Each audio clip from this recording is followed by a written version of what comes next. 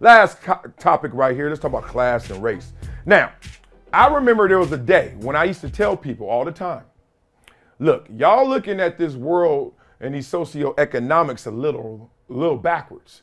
I was like, y'all want to know what this world's about? Follow the money. Follow the money. Now, that doesn't exclude other variables and attributes. But let's start with the big fish, okay? Y'all talking about, this and microaggressions and all that. I hear you. You talking about racism. I was like, yeah. But there's one bigger. And you want to know why it's bigger? Because y'all know it's bigger. Listen to how we talk about money versus race. Race is so arbitrary in terms of I'm black, but then there are people blacker than me who ain't black. You don't believe me?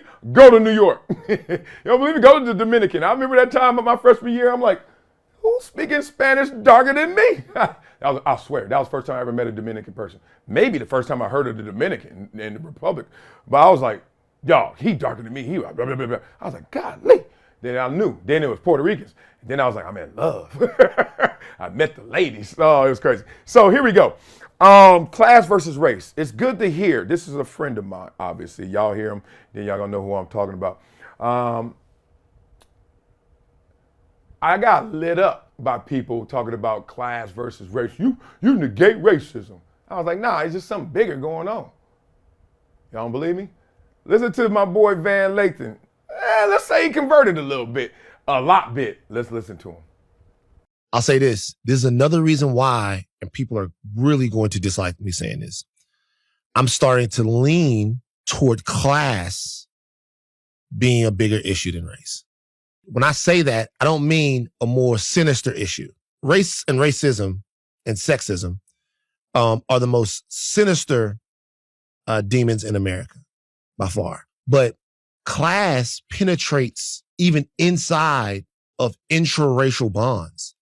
There is a gigantic problem with classism and class power within Black people. And the more money that I'm starting to see get thrown into the Black community, the more we're starting to see this push-pull between the haves and have-nots that threatens our ability to coalition build inside of Black America. Like, to me, I see Black people that are choosing privilege, money, and power over their Blackness every day. Sure. Yeah. Now, Van and I have had discussions, debates, arguments. I don't know what else you want to call them. We didn't have what him and Acho had. Like, whoa, that was a good moment in life. I just, like, Van has always been race.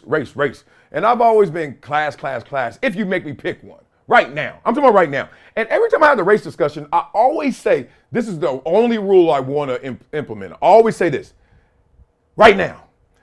Don't give me the congressional acts of, don't give me Reconstruction. I said right now. We having this. I'm alive right now. You too. Let's talk about right now, okay? And if you can give me the race discussion straight up right now, let's talk. And I'll give you the class discussion right now. So what he said was interesting. I love it. Where I'm from, where y'all could be from, what do we always hear? When I make it, life's gonna be different, right? Now they try to squish that, they try to extinguish that aspiration by saying, oh, you're still gonna be an N-word. But I'm like, huh? When I make it, life's different. You know when my life changed? It didn't change when my color changed, because my color ain't changed. You get it?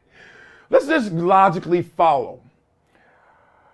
What really determines your success, your access, your resources, your level of happiness?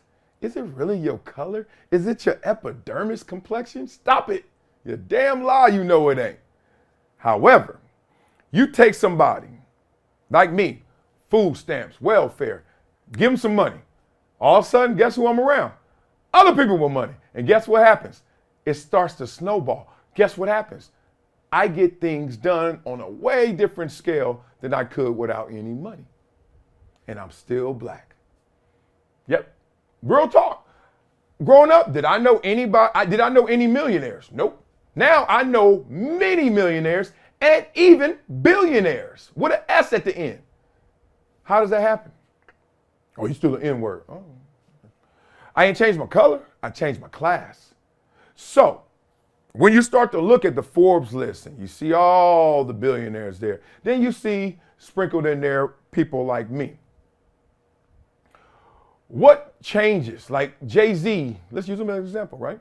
From the projects, sold drugs, used that money, rap, now he's a billionaire, okay? We know that ain't the perfect road. We're not encouraging kids to go that road, right? However, who does he have access to now? What does he have access to now? I just saw yesterday, Wells Fargo has $1 billion investment, billion would it be, with TD Jakes. TD Jakes still black, blacker than me. All I'm saying is it's okay because sometimes you use your race as the reason why you lose the race. When the race ain't about what color you are. Literally, I was just talking to a few people way richer than me, and they all look all different types. One was from Saudi Arabia, a couple were from the Bay Area, backpackers looking. Yeah, make that mistake if you think. Point being, we're in a room together talking about what can we do? How you gonna help the foundation? How can you help me in terms of amplifying what I'm doing in brand? Those conversations, and I swear, people get mad when you say this. If they care about my race, they must care about it after the race, after the conversations. If I care about their race, which I don't, but if I do, it never comes out.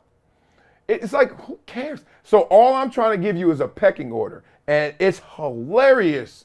And it's also heartwarming to hear Van, especially Van, because it was always race and then class. Yeah. And I used to say, dog, it's class. If you make it, you don't change anything but how much you got and what you have access to. Right now, I mean, what was that movie? Trading Places. Trading Places been proved this. You take the bum, make him a billionaire. Watch what happens. Hey, he's so cute. He can look bummy still. He's so cute. Oh, that's cool. You understated. Come on, y'all. Unlock it. So I'm just trying to decode from the bottom to the top, because y'all know I'm bilingual. I speak have and have nots very fluently, like that Dominican dude speaks Spanish, right? I am fluent in have and have nots. Y'all stop using this as the reason why you're not winning the race. Don't use race for that. It's still always an issue. We know. More for some than others. At the same time, if you really want to have the equalizer, you really want to nullify all other variables or mitigate them. Let's just get them to the smallest degree of importance. Really? Get you $1 billion. I know Byron Allen. Hang around Byron Allen and see how it go. See how many people walking up to him like, still an N-word. Yeah, right. Maybe. He went through his lawsuits and litigations, and guess what? White billionaires do too. Do you know that there's a whole litigation department for Facebook just because of Mark Zuckerberg getting sued every single day? You want to know how I know? Because I know one of the lawyers. I couldn't believe that was her job. I said, what's your job? I know you work at Facebook, you're a lawyer, but how much work you got? She's like, every day. Every day something comes across the desk. Mark Zuckerberg getting sued for. Come on, y'all.